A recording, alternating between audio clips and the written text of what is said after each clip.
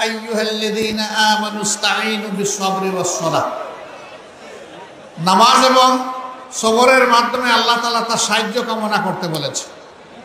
এরপরে বলেছেন এইরকম যারা করবে আমি তাদের সাথে আছি, ইন্নাল্লাহা মা'আস-সাবিরিন। আপনারা কি চান না যে আল্লাহ তাআলা আপনাদের সাথে থাকুন? তাহলে আশা করি এই ভাইদেরকে আপনারা আর কষ্ট দিবেন না।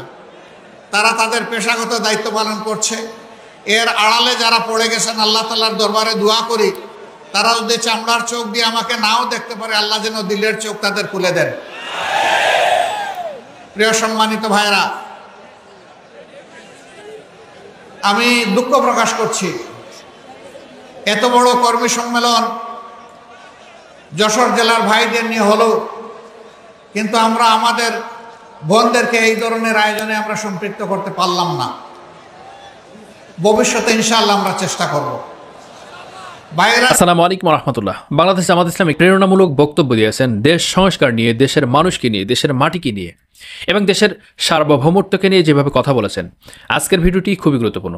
আপনাদের কাছে বিনীত অনুরোধ করবো আজকের ভিডিওটি দেখবেন, পুরো ভিডিওটি না দেখে কোনো প্রকার মন্তব্য করবেন না। আপনাদের যা কিছু বলার আছে আমাদের কমেন্ট বক্সে জানাবেন, কিন্তু আপনারা পুরো ভিডিওটি দেখুন।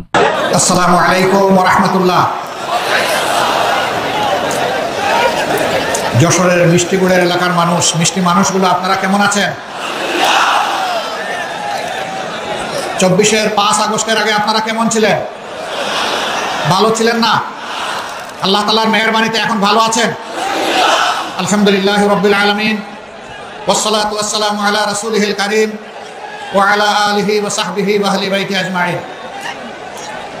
বাংলাদেশ জামাত ইসলামী ঐতিহ্যবাহী যশোর জেলা শাখার উদ্যোগে আয়োজিত যশোর ঈদগাহ মাঠে আজকের এই বিশাল কর্মী সম্মেলনের সম্মানিত সভাপতি, বাংলাদেশ জামাত ইসলামী যশোর জেলা শাখার সম্মানিত আমির জনাব অধ্যাপক গোলাম রসুল, বিশেষ অতিথি বাংলাদেশ জামাত ইসলামীর কেন্দ্রীয় নির্বাহী পরিষদের সম্মানিত সদস্য জনাব মোবারক হুসাইন, কর্মপরিষদ সদস্য বিশিষ্ট আলেমে দ্বীন মুহাদ্দিস আব্দুল খালেক, মঞ্চে বসা আঞ্চলিক, স্থানীয় এবং জেলা নেতৃবৃন্দ, বন্ধু সংগঠনের ভাই ও বোনেরা, সহকর্মী বন্ধুগণ, সাংবাদিক ভাইয়েরা, আল্লাহ তাবারক তাআলার শুকরিয়া আদায় করছি।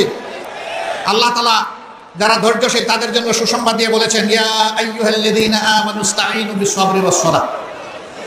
নামাজ এবং সবরের মাধ্যমে আল্লাহ তাআলা তার সাহায্য কামনা করতে বলেছে। এরপরে বলেছেন এইরকম যারা করবে আমি তাদের সাথে আছি, ইন্নাল্লাহা মা'আস-সাবিরিন। আপনারা কি চান না যে আল্লাহ তাআলা আপনাদের সাথে থাকুন? তাহলে আশা করি এই ভাইদেরকে আপনারা আর কষ্ট দিবেন না। তারা তাদের পেশাগত দায়িত্ব পালন করছে। এর আড়ালে যারা পড়ে গেছেন আল্লাহ তাআলার দরবারে দোয়া করি, তারা যদি চামড়ার চোখ দিয়ে আমাকে নাও দেখতে পারে, আল্লাহ যেন দিলের চোখ তাদের খুলে দেন।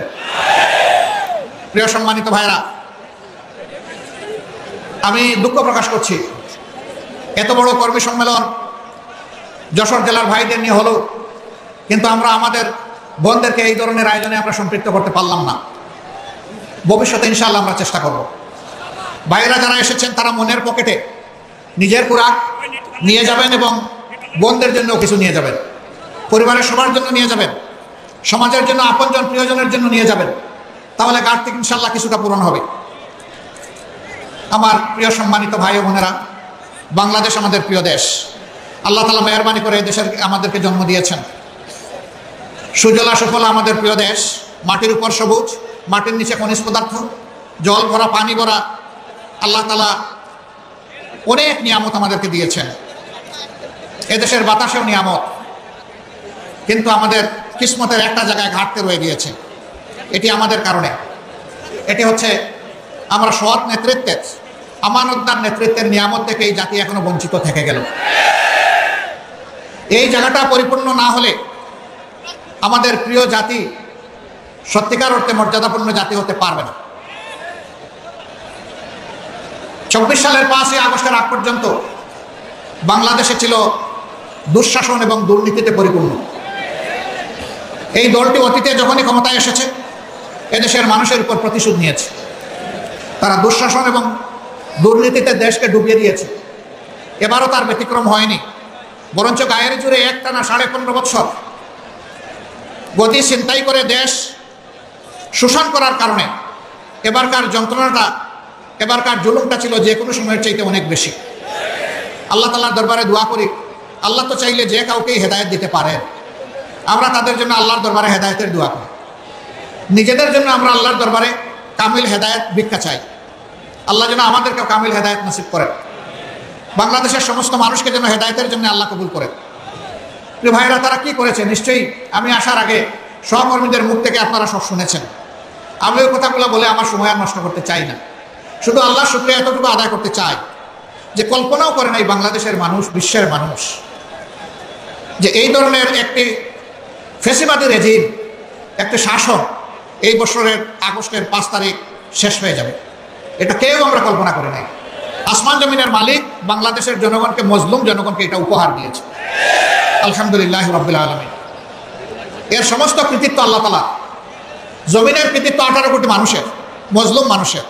নেতৃত্বের কৃতিত্ব আমাদের গর্বের সন্তানদের, যারা রাস্তায় নেমেছিল তাদের একটি দাবি আদায়ের জন্য, কোটা সংস্কারের দাবিতে। এই দাবিকে সরকার পুরানা কায়দায় গায়ের জুড়ে হেলমেট এবং হাতুড়ি বাহিনী পাঠিয়ে গুলি আর বন্দুক দিয়ে দমন করতে চাইল। রংপুরে আমাদের একটি সন্তান, সে বুক খুলে ডানা মেলে দাঁড়িয়ে বলেছিল, বুকের ভিতরে তুমুল ঝড়, বুক পেতেছি গুলি কর। তার আত্মবিশ্বাস ছিল, সে সঙ্গত ন্যায়সঙ্গত দাবিতে ছাত্র সমাজের সাথে রাস্তায় নেমেছে, যুব সমাজের সাথে রাস্তায় নেমেছে। তার দেশের পুলিশ তার বুকে গুলি করবে না। কিন্তু দুর্ভাগ্য, স্বৈর শাসকের নির্দেশে পুলিশ পরপর 3টি গুলি করে তাকে শেষ করে দিল। আল্লাহ তাআলার দরবারে দোয়া করি, আল্লাহ তাকে এবং তাদের এই দাবি আদায়ে জনগণকে মুক্তি দেওয়ার জন্য এই সংগ্রামে যারাই জীবন দিয়েছে, আল্লাহ তাদেরকে শহীদ হিসাবে কবুল করুন।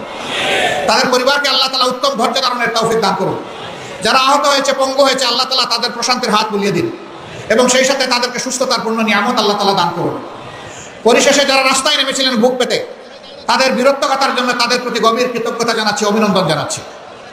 প্রিয় ভাইরা, নেতৃত্বের এই গৌরব আমাদের সন্তানদের শুধু নয়, আমাদের, কারণ তারা তো আমাদেরই সন্তান। বাবার জন্য সন্তান যখন কোনো কৃতিত্ব গৌরব বয়ে আনে, কার্যত এর সিংহভাগের অংশীদার হয় সেই বাবা মা।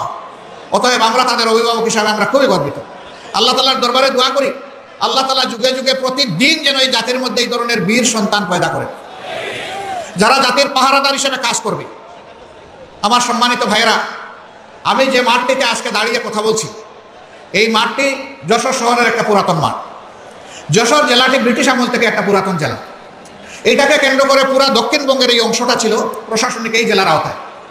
কিন্তু আমি এর আগেও এই যশোর জেলায় এসেছি। এখানে যখন এই শহরে ঢুকে আমার যেন মনে হয় নূহ আলাইহিস সালামের বন্যা